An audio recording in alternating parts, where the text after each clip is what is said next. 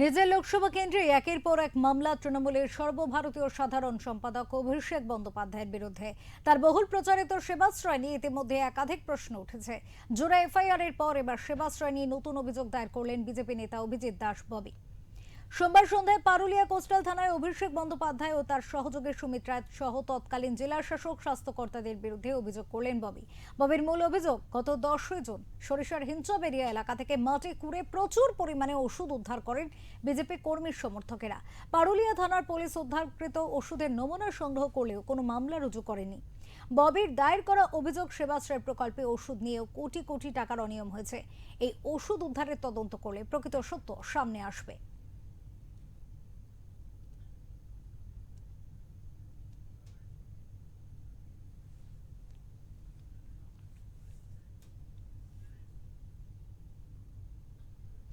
এই মুহূর্তে আমরা কথা বলবো আমাদের প্রতিনিধি সঞ্জয় চৌধুরী, সঞ্জয় মাঝির সাথে।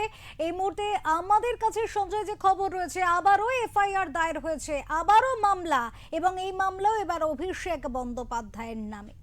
এবারের এবারের কি কারণ? দেখো, ডায়মন্ড হাওড়ায় কেন্দ্রীয় সংসদ অভিষেক বন্দ্যোপাধ্যায় বিরুদ্ধে এই নিয়ে ডায়মন্ড হাওড়া যে বিজেপি নেতা অভিজিৎ দাস ওরফে ববি উনি 9টি মোটামুটি মামলা এফআইআর করেছিলেন, অভিযোগ করেছিলেন। এই অভিযোগের ভিত্তিতে গতকাল তিনি এফআইআর কপি হাতে পান। তারই পাশাপাশি তিনি দেখিয়েছেন এর আগেও দেখা গেছে সেবাশ্রয় ক্যাম্পের যে মূলত ওষুধ, সেটা মূলত অভিজিৎ দাস ওরফে ববি যে বারবার অভিযোগ করতেন যে ওষুধগুলো এক্সপায়ারি ডেটের জায়গাগুলো দেখাতে হবে, সেই জায়গাগুলো ছিল না, এবং সেই এক্সপায়ারি ডেটে ওষুধগুলো কিভাবে সেবাশ্রয় ব্যবহৃত করা হয়েছে প্রথম কথা তার প্রথম অভিযোগ। দ্বিতীয় অভিযোগ তিনি করছেন সেবাশ্রয় ক্যাম্প কেন করা হতো। তৃতীয় অভিযোগে তিনি করতেন যে যে একাধিক যে সেবাশ্রয় ক্যাম্পে দুর্নীতি হয়, সেবাশ্রয় করে যে সমস্ত ডাক্তার আসতো তারা মোটামুটি কলেজের পড়ুয়াদের নিয়ে আসা হতো, বা ফার্স্ট ইয়ার বা সেকেন্ড ইয়ার পর্যাপ্ত কোনো ডাক্তার না। তিনি আরো মারাত্মক অভিযোগ যে হোমিওপ্যাথি ডাক্তারকে অর্গান করিয়ে ডাক্তারের পোশাক পরিয়ে তাকে চিকিৎসা করা হতো। তারই পাশাপাশি বিভিন্ন বেসরকারি হাসপাতালের থেকে জোরপূর্বক করে তাদেরকে অ্যাম্বুলেন্স এবং সরঞ্জাম নেওয়া হতো, এমনকি যে একটি মেশিন বসাতে বলা যেতে পারে। এই যে সেবাশ্রয় 1 মাস ধরে ডায়মন্ড হাওড়া বিভিন্ন জায়গায় চলতো, এই সেবাশ্রয় ক্যাম্পের নামে মানুষকে প্রতারণা করা হয়েছে। তারই পাশাপাশি তিনি 5 জনের মূলত নাম দিয়েছেন। অভিষেক বন্দ্যোপাধ্যায় আত্মসহায়ক ছিলেন, এবং অভিষেক বন্দ্যোপাধ্যায় সাথে ছিলেন তার আত্মসহায়ক যিনি সুমিত ছিলেন, এবং শামীম ছিলেন যিনি ডায়মন্ড হাওড়া এখন বর্তমান তিনি এমএলএ এবং তৃণমূল কংগ্রেসের। শামীমের নাম আছেন, জাহাঙ্গীর খানের নাম আছে অন্যতম। এরকম তিনি 4-5 জনের নামে এফআইআর করেছিলেন। মূলত তাই নয়, তিনি অভিষেক বন্দ্যোপাধ্যায়ের বিরুদ্ধে কখনো মাটি চুরি অভিযোগ তুলেছেন, দিলীপ মন্ডলে তার ঘনিষ্ঠ ছিলেন। মানে একাধিক যে অভিষেক বন্দ্যোপাধ্যায় যে দুর্নীতি ডায়মন্ড হাওড়ায় করেছিলেন, সেই দুর্নীতি তুলে ধরেছেন ওরফে ববি।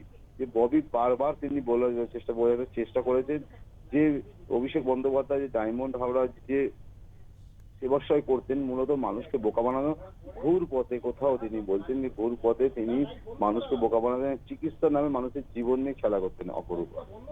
হ্যাঁ, একেবারে সঞ্জয়, এক্ষেত্রে আরো একটি বিষয় উঠে আসছে, যে মাটি খুঁড়ে পাওয়া গিয়েছিল একটা সময় প্রচুর ওষুধ, যা সেবাশ্রয়ের সেখানে আনা হয়েছিল, এমনটাও কিন্তু অভিযোগ ছিল।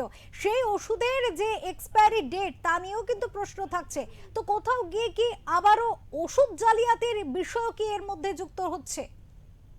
একদম যেমনটা ঠিক তুমি বলছো, ওষুধ জালিয়াতি। তারপরই পাশাপাশি তিনি বলছেন সেবাশ্রয় ক্যাম্পে মূলত যে সকল রোগীরা যেতেন বা পেশেন্ট গুলোকে দেখাতেন, এই শিবির তো চলতো মাত্র 1 মাস বিভিন্ন জায়গায়। মানে ডায়মন্ড হাওড়া যেমন কখনো বজবজ চলেছে মহেশতলা, এবং যেমন আশুতি চলেছে বজবজ মহেশতলা, ডায়মন্ড হাওড়া, ফলতা, আমতলা, বিভিন্ন জায়গায় ক্যাম্প করে হতো। এবং সাতগাছিয়াতে যে মানুষ যে ক্যাম্পে গুলো যেতে চিকিৎসা করতেন, ধরো কারোর এই যে জ্বর নয়, যেটা ওষুধ দিলে ঠিক হয়ে গেল, কারোর হচ্ছে বিরল রোগ, যেমন বিরল রোগের ক্ষেত্রে যে অনেক মানুষের অভিষেক বন্দ্যোপাধ্যায় দায়িত্ব নিয়েছিলেন।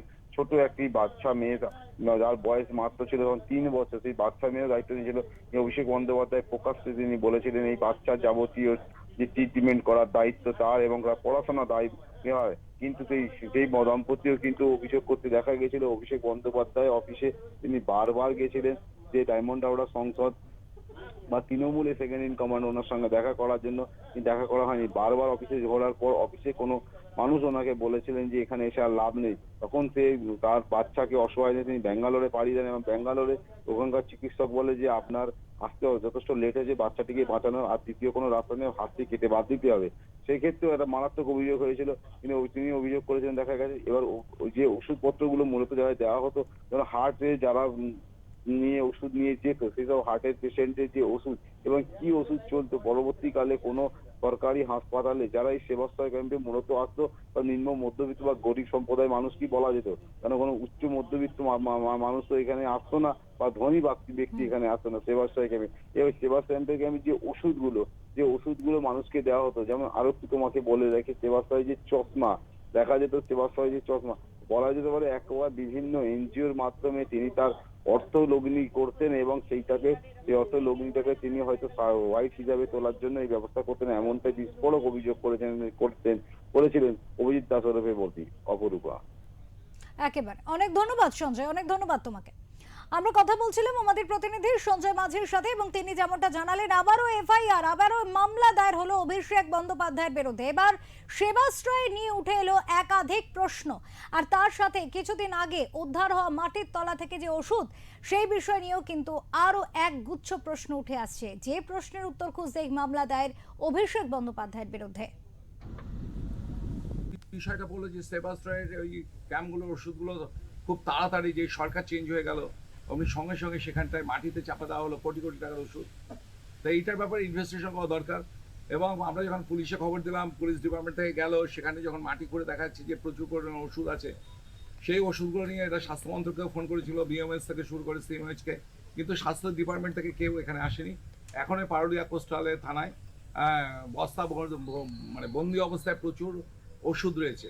তো ওষুধগুলো যখন আমরা চেক করি, সেখানে দেখা যায় যে ওষুধগুলোর মধ্যে অনেকগুলোই হচ্ছে সেবাশ্রয় ক্যাম্পের আগের এক্সপায়ারি ওষুধ, আর কিছু কিছু এক্সপায়ারি নয়। তো এক্সপায়ারি ওষুধ সেবাশ্রয় ক্যাম্পে, তার মানে এটা থেকে প্রমাণ হয় যে এক্সপায়ারি ওষুধগুলো সমস্ত ইউজ করা হতো। এবং আপনার দেখা গেছে যে এমন একটা ওষুধ যেটা মার্কেটে হয়তো দাম রয়েছে হচ্ছে 10 টাকা, সেটা এমআরপি রয়েছে 120 টাকা। এবং সেগুলো কোম্পানিগুলো হচ্ছে সমস্ত লোকাল কোম্পানি, বা প্রত্যেকের যে কোম্পানিগুলো এসছে, আমার অন্তত নলেজে আসেনি এগুলো দামি কোম্পানি নয়। অর্থাৎ ওই মানে লোকাল কোম্পানিগুলোর ওষুধে এমআরপিটা বাড়িয়ে কোটি কোটি টাকা ইচ্ছা করে লুণ্ঠন করা হতো।